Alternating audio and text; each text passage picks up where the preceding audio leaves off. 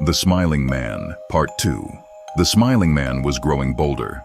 No longer confined to the darkness, no longer a fleeting shape in the corner of a child's room.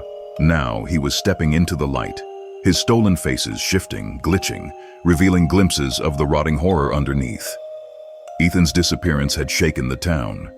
His father, David, had turned Hollow Creek inside out searching for his son. But there were no answers. Only whispers. Only nightmares. Only the stories children told about the Smiling Man. The Boogeyman. The thing that came in the night and left nothing but silence behind. And then the sightings began again. Children saw him first, of course. A grinning figure standing at the edge of the playground. A man with too many faces flickering under the streetlights. Parents dismissed the stories until the children started disappearing again. One by one. David refused to accept that Ethan was just gone. Something had taken him. Something real. Something that wore the faces of the lost. He started hunting the Smiling Man, watching, waiting, tracking the moments where he appeared always near a child, always grinning that sickening frozen smile. But now, there was something new. The faces he wore weren't just stolen, they were rotting. It wasn't just a creature, David realized. The Smiling Man was a curse, an ancient horror passed from one victim to the next. A parasite that hollowed out those it possessed, leaving only an empty, grinning husk behind. The cycle had repeated for centuries, maybe longer. There were records, hidden in the archives, buried in old police reports and faded newspaper clippings. Mentions of a smiling figure in grainy black and white photographs from the early 1900s.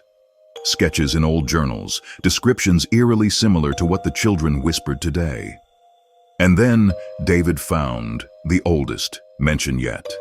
A fragment of a burned manuscript from the 1600s. It spoke of the Hollow Jester, a being that once walked among men, neither living nor dead, feasting not on flesh, but on identities.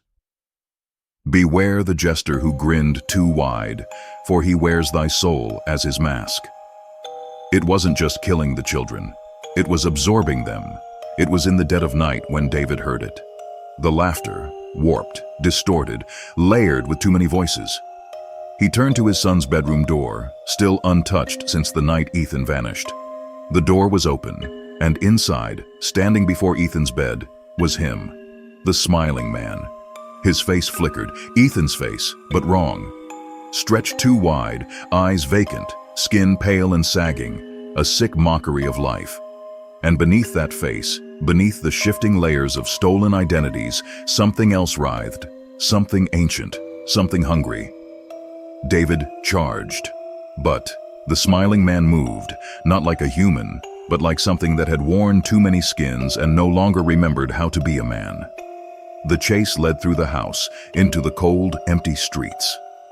The Smiling Man was laughing, always just a few steps ahead. But David was faster, desperate, enraged.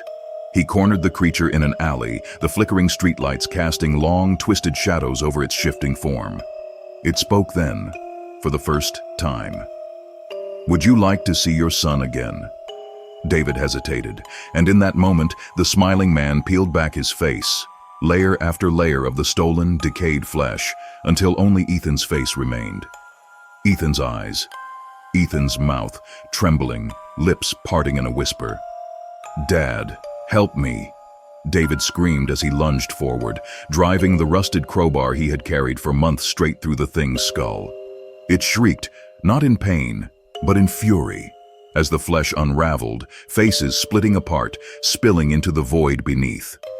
The Smiling Man convulsed, twisted, and for the first time, it stopped smiling.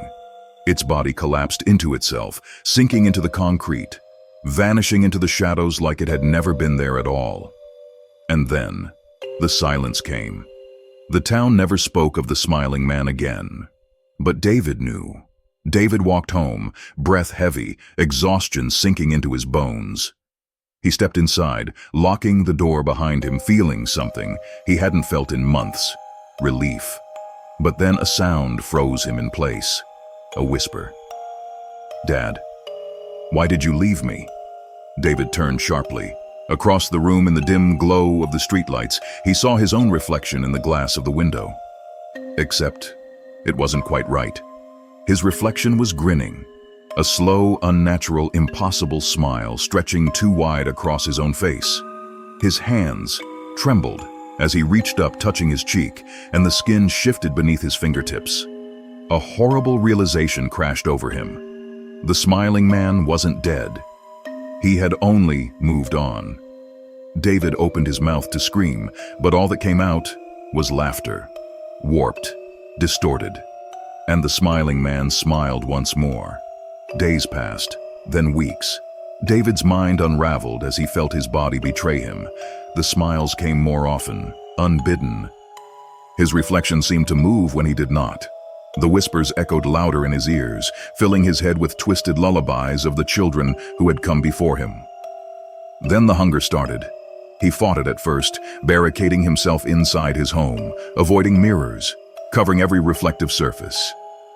But the smiling man was patient, and hunger always wins. One night, David stood outside a little girl's window watching her sleep, his lips curled into an unfamiliar, sickening grin. The cycle had begun again.